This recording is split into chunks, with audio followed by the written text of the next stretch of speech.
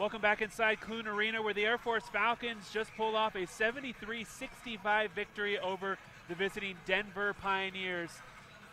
Alongside Keith Barnett, I'm Jason Carter. Keith, great matchup, tight the entire way. No team led by double digits at any point, and it was really kind of a game of runs throughout. Yeah, game of runs, game of smart fouls, making sure they don't get easy twos, and then us completing three-point plays. I mean, the free throw, 18 to 21 on the night, 18 free points, win by 8. That's big.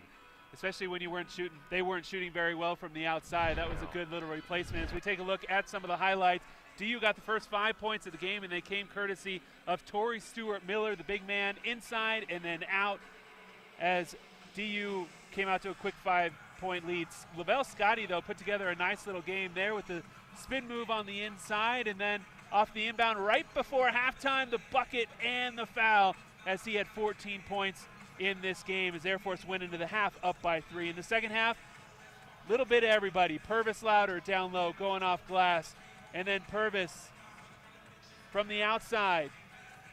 Big three-pointer from him, as he had 12 in the contest, and then Morris, Caleb from the outside once again, as Air Force shot a little bit better in the second half from the outside. Caleb again, he had a game-high 16 points for the Falcons.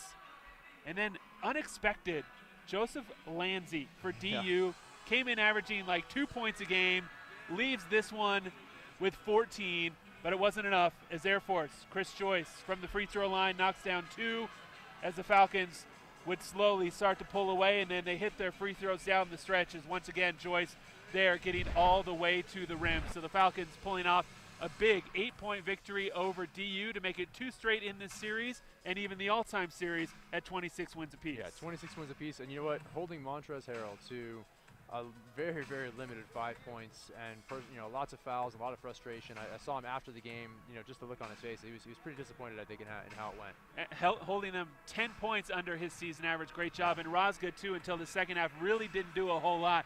So they kept DU's 2 big players really off the scoreboard for a good portion of the ball game. Well, that's going to do it for us, for everyone on our Falcon Vision crew. Thank you so much for tuning in. The Falcons are back in action on the 8th when they welcome in Army at 2 o'clock in the afternoon. We'll see you then as the Falcons pull off the 8-point victory.